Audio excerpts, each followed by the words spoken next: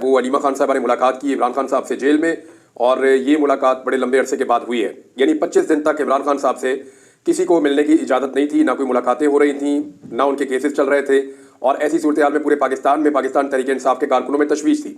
इन 25 दिनों में फ़र्क क्या पड़ा? इन 25 दिनों में एक आईनी तरमीम पास करवाई गई, जिसे पाकिस्तान तहरीक इंसाफ आइन के ऊपर हमला करार दे रही है। अभी भी ये आईनी तरमीम मुतनाज़ है और अदालतों में इसको चैलेंज किया गया है। वो तफसीलात बाद में, लेकिन पहले अलीमा खान साहिबा ने इमरान खान साहब से मुलाकात करने के बाद क्या कहा, ये सुन लीजिए। अलीमा खान साहबा ने कहा कि ये लोग जेल में इमरान खान को ख़त्म करना चाहते हैं, हम चुप नहीं बैठेंगे। अडयाला जेल के बाहर मीडिया से गुफ्तगू करते हुए अलीमा खान ने कहा कि बानी पीटीआई से मिलकर सबर आ गया। उन्होंने बताया कि उनके साथ क्या सलूक किया गया है। 3 अक्टूबर से बानी पीटीआई को जिस हाल में रखा गया वो नाकाबिले बयान है। सेल की बिजली काट दी गई जहां पे उन्हें बंद किया गया इमरान खान साहब को। अखबार, टीवी सब कुछ बंद कर दिया गया था। इमरान खान को जो खाना दिया जा रहा था, इससे उनको वॉमिटिंग हो रही थी, उल्टियां आ रही थी उनको। 3 हफ्ते बाद उन्हें वर्जिश के लिए साइकिल दी गई है। सजाए मौत के कैदियों के साथ भी ये नहीं होता जो इमरान खान के साथ किया गया है। ये सारी चीज़ें मैंने आपको पहले बताई थी अपने सोर्स से खबर लेने के बाद कि इमरान खान को किस हालत में डाल दिया गया जेल में। क्योंकि मेरी इतला के मुताबिक इमरान खान साहब को 2 ऐसे लोग मिले हैं जेल जाकर जिनका उनसे मिलना कोई आम बात नहीं है। यानी ये वो लोग हैं जो जेल का अमला भी नहीं जानता कि कौन है, और वो अचानक रात के अंधेरे में आए। उन्होंने इमरान खान साहब से मुलाकात की, लेकिन उसके बाद इमरान खान साहब पर सख्तियां शुरू हो गई। अब जो बात समझ आ रही है, मुझे तो नहीं पता कि वहां पे बातचीत क्या हुई, मुझे ये भी नहीं पता कि वो कौन लोग मिलने आए थे। जो जेल में सोर्सेज हैं वो भी नहीं जानते कि ये कौन लोग हैं जो इमरान खान साहब से मिले थे। लेकिन ये जो भी लोग हैं, उन्हें उस मुलाकात के बाद शायद गुस्सा आया और इमरान खान साहब के लिए हालात को मजीद तंग और मुश्किल कर दिया गया। बहरहाल अब ये सुन लेते हैं कि इमरान खान की बहन मजीद क्या बता रही हैं। उन्होंने कहा सजाए मौत के कैदियों के साथ भी ये नहीं होता जो इमरान खान के साथ किया गया है। अलीमा खान ने कहा कि जो लोग जेल में इमरान खान को खत्म करना चाहते हैं वो सुन ले कि हम चुप नहीं बैठेंगे। उन्होंने हम पर पार्लियामेंट को बम से उड़ाने का इल्जाम लगाया, हम पर बारूद रखने का मुकदमा दर्ज किया गया। उन्होंने हमें खाली हाथों गिरफ्तार किया, हमें बिल्कुल बाहर के हालात से बेखबर रखा गया। 24 दिन इमरान खान को भी बाहर के हालात से लाइल्म रखा गया। इमरान खान की बहन ने मीडिया से गुफ्तगू करते हुए कहा कि हमें पैगाम आ रहे हैं कि हमारे खिलाफ 9-10 मुकदमात और दर्ज किए गए हैं। इस्लामाबाद पुलिस जेलम जेल के बाहर हमें दोबारा गिरफ्तार करने आई थी, क्या पता हमें दोबारा गिरफ्तार किया जाए। लेकिन इमरान खान ने यह पैगाम दिया है कि जुल्म को बर्दाश्त नहीं करेंगे, उसके खिलाफ खड़े होंगे। ये तो जनाब पहली खबर है। और दूसरी जो बड़ी खबर है वो भी मैं आप तक पहुंचा देता हूं कि एक इजलास से आपको मैंने बताया था कि आज के दिन में होना था, वो इजलास हुआ है। ये पहला फुल कोर्ट इजलास है। इस इजलास में ऑनलाइन शिरकत की है जस्टिस मंसूर अली शाह साहब ने, और तमाम जजेस मौजूद थे जस्टिस याया अफरीदी की सरबराही में। जो एलामिया है उसके अंदर खबर जो आई है वही हम आपको बता सकते हैं। सोर्सेज से तो खबर जो है वो बाद में सुप्रीम कोर्ट ऑफ पाकिस्तान में काम करने वाले जो जर्नलिस्ट हैं वो दे सकते हैं, या वहाँ से जो सोर्सेज है वो खबर देंगे। लेकिन फिलहाल पहली खबर ये है कि जो केसेज हैं उनकी तादाद बहुत ज़्यादा है। एक मैकेनिज्म तैयार किया गया है और लायामल बनाया गया है कि किस तरीके से आगे बढ़ेंगे। और मंसूर अली शाह साहब जो है वो भी शामिल हुए, लेकिन ऑनलाइन शामिल हुए। और कुछ इत्तलात के मुताबिक उनका अपना बनाया हुआ एक मैकेनिज्म जिस पर उन्होंने 2023 में काम किया था, उसके मुताबिक ये देखा जाएगा कि कैसे सुप्रीम कोर्ट ऑफ पाकिस्तान को आगे बढ़ना और काम करना है। यहाँ एक और बड़ी डेवलपमेंट है, और वो बड़ी डेवलपमेंट ये है कि पाकिस्तान तहरीक इंसाफ बाज़ाब्ता तौर पर शामिल हो गई है जुडिशल कमीशन ऑफ पाकिस्तान में। यानी पाकिस्तान तहरीक इंसाफ ने बाज़ाब्ता तौर पर जुडिशल कमीशन ऑफ पाकिस्तान का हिस्सा बनने का फैसला कर दिया, जिसके लिए पार्लियामान के दोनों ऐवानों से अरकान नामजद करने पर इत्तफाक किया गया है। यानी हुकूमत ने नाम मांगे ना जी, 2 नाम अपोजिशन के आएंगे और 2 नाम हुकूमत के आएंगे। तो अपोजिशन में तो पाकिस्तान तहरीक इंसाफ है, उनके 2 नाम आएंगे, और हुकूमत में जो है वो पीडीएम है, उनके 2 नाम आएंगे। तो इस तरह ये 4 लोग जो है वो ये जुडिशल कमीशन ऑफ पाकिस्तान के अंदर जाएंगे। यहाँ पे बाकी मेंबर्स भी होते हैं, और जो सर्विंग जजेस हैं वो भी होते हैं, बाकी कुछ और मेंबर्स भी होते हैं। तो इस तरह जो जजेस की तकर्रियाँ होती हैं वो किस तरीके से होंगी, वो इसी के जरिए से होती है। अब जुडिशल कमीशन के अरकान की 1/3 तादाद कमीशन का इजलास तलब कर सकती है। 13 रुकनी कमीशन के फैसले अरकान की सादा अक्सरियत से होंगे। पहले ये 9 रुकनी होते थे, अब इनके अंदर 4 बंदे मजीद शामिल किए गए हैं, तो ये 13 रुकनी हो गया है। और अब जो फैसले हैं वो सादा अक्सरियत से होंगे, यानी 7 बंदे जिस तरफ चले जाएंगे फैसला उस तरफ हक में आ जाएगा। एक और बहुत इंपॉर्टेंट डेवलपमेंट हो रही है, अगर पाकिस्तान तहरीक इंसाफ ने इसमें कामयाबी हासिल कर दी है तो हर हाल में है।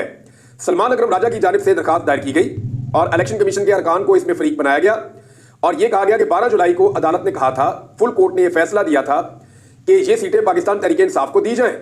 लेकिन लंबा टाइम गुजरने के बावजूद अब तक इलेक्शन कमीशन ऑफ पाकिस्तान ने जो है वो हीले बहाने बनाकर ये सीटें पाकिस्तान तहरीक इंसाफ को नहीं दी हैं। और चीफ जस्टिस ऑफ पाकिस्तान कादी फाइज ईसा की सरबराही में 13 रुकनी फुल कोर्ट बेंच ने इलेक्शन कमीशन के फैसले को गैर आईनी करार दिया था, और जस्टिस मंसूर अली शाह साहब की जानिब से यह फैसला लिखा गया था। और सिर्फ चंद जजेस ने इसकी मुखालफत की थी, जिनमें जस्टिस कादी फायद ईसा थे, जमाल मंदोखेल थे, नईम अफगान थे, अमीनुद्दीन खान थे और जस्टिस याया अफरीदी ने दरखास्तों की मुखालफत की थी। बहरहाल अब इसके ऊपर अमल दरामद करवाना भी एक बड़ा टास्क या टारगेट है जस्टिस याया अफरीदी का या सुप्रीम कोर्ट ऑफ पाकिस्तान का। दूसरा, एक दरखास्त और लगा दी गई है और वो दरखास्त है फौजी अदालतों के हवाले से। ये भी तफसीलात मैं आपको बता देता हूँ। सिविलियंस के फौजी अदालतों में ट्रायल का जो केस है उसके हवाले से समाज जल्द मुकर्रर करने के लिए सुप्रीम कोर्ट में दरखास्त दायर कर दी गई है और इस मुकदमे को नवंबर के दूसरे हफ्ते में मुकर्रर करने की इस्तदा की गई है। यानी अब जो फौजी अदालतों वाला मामला है वो भी सुप्रीम कोर्ट ऑफ पाकिस्तान में जल्द लग जाएगा, जबकि तहरीक इंसाफ ने इलेक्शन कमीशन को भी मजबूर करना शुरू किया है कि हमारी मखसूस नशिस्तें हमें वापस की जाएं, वरना तौहीन अदालत का एक नोटिस उनको जारी होगा और उनको एक नई सिचुएशन का सामना करना पड़ेगा। सलमान अकरम राजा साहब में और फैसल चौधरी साहब ने सुलह करवा दी इमरान खान साहब ने, और ना सिर्फ इमरान खान साहब ने ये सुलह करवाई है बल्कि इसके साथ साथ इमरान खान साहब ने फवाद चौधरी साहब के लिए भी एक सख्त बयान जारी किया है।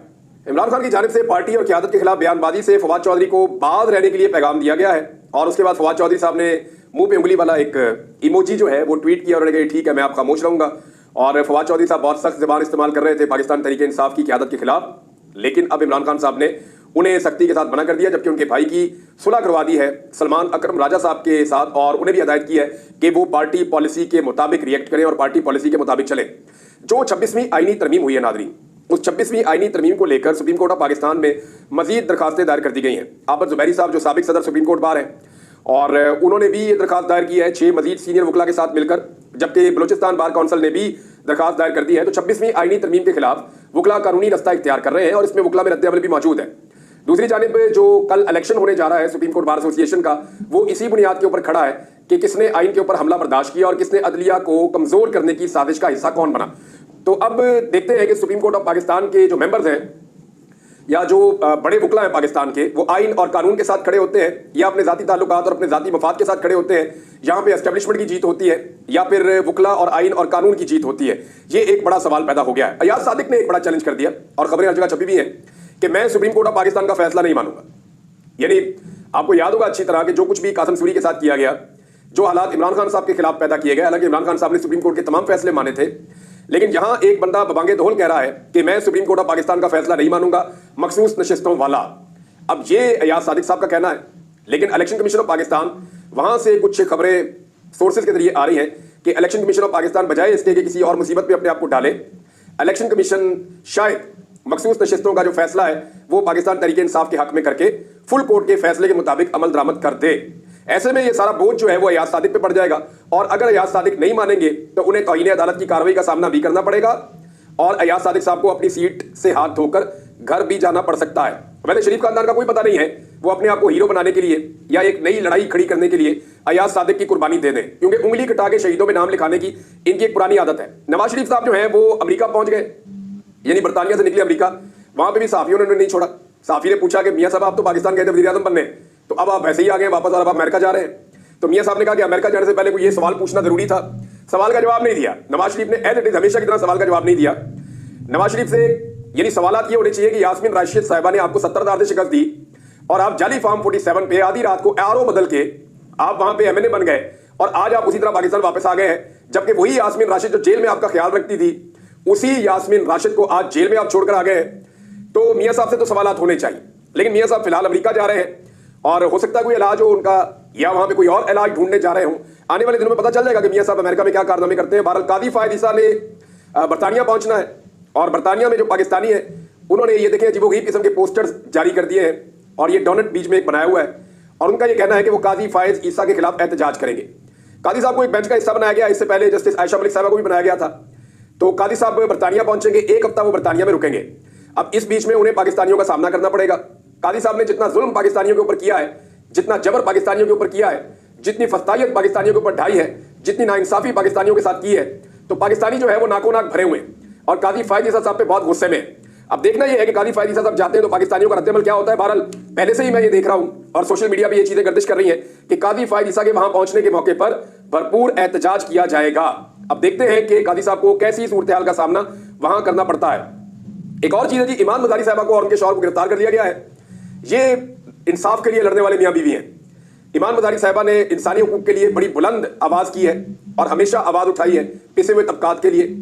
और मैंने देखा कि लापता अफराद के हवाले से इनकी जो खिदमात है पाकिस्तान में किसी और लायर की इतनी खिदमात नहीं है। तो ईमान मदारी साहिबा से बहुत सारी चीज़ों पर इख्तलाफ भी माजी में रहा, लेकिन एक बात है कि इंसानी हकूक के लिए और जबरी लापता अफराद की बाजियाबी के लिए जो कोशिश उन्होंने की वो पाकिस्तान में किसी ने नहीं की, और इसके लिए पूरे पाकिस्तान को उनका एहसानमंद होना चाहिए। अब वो नाइंसाफी के खिलाफ खड़े हुए, वो और उनके शौहर, उन्हें कहा गया जी 1 मिनट के लिए हम बंद कर रहे हैं, और लंबा बंद कर देते हैं सड़कों को। तो हर शहरी की अपनी एक इज्जत नफ्स है। उन्होंने जब वहां पे प्रोटेस्ट किया तो उनके साथ जो भी सलूक किया गया, बाद में उन्हें गिरफ्तार कर दिया गया है, और पूरे पाकिस्तान के अंदर वकला भी इसकी मजम्मत कर रहे हैं, इंसानी हकूक की तंजीमें और सहाफ़ी भी इसकी मजम्मत कर रहे हैं। तो ईमान मदारी साहिबा और उनके शौहर को फौरी तौर पर रिहा किया जाना चाहिए। उनके साथ इस जुल्म और ज्यादती को बंद करना चाहिए। जो लड़की खुद पूरे पाकिस्तान में जुल्म और ज्यादती के खिलाफ खड़ी होती है, हमेशा आवाज उठाती है, हमेशा फ्रंट फुट पे आती है, अपनी जान को खतरे में डालकर, उसके लिए सबको आवाज बुलंद करनी चाहिए। नाज़रीन, एक अजीबोगरीब बात की है हुकूमत ने, वो मैं आपके सामने रख देता हूं, इस पर डिटेल में हम बाद में बात करेंगे। हुकूमत कहती है कि जो जजेस मुतनाज़े हैं हुकूमत की नजर में, वो आईनी बेंच का हिस्सा ना बने। दूसरा, हुकूमत कहती है कि जो जजेस गैर मुतनाज़े हैं वो भी हिस्सा ना बने, वरना मुतनाज़े हो जाएंगे। तो हुकूमत से एक सवाल है सिंपल कि कौन सा जज बने? या तो जज मुतनाज़े होगा आपकी नजर में, या गैर मुतनाज़े होगा आपकी नजर में। अब तीसरी नस्ल का जज हम कहां से ढूंढ के लाएं जो ना मुतनाज़े हो और ना गैर मुतनाज़े हो? यानी मुझे हैरत हो रही है इस हुकूमत की अकल के ऊपर। मेरे ख्याल में इन्हें चाहिए कि नवाज शरीफ को वापस बुलाएं अमेरिका से, और उसको आईनी बेंच का सरबराह लगा दें, और नवाज शरीफ से पूछ लें कि उन्होंने अपने कौन कौन से कारकुन और कौन कौन से बंदों को आईनी बेंच का मेंबर बनाना है।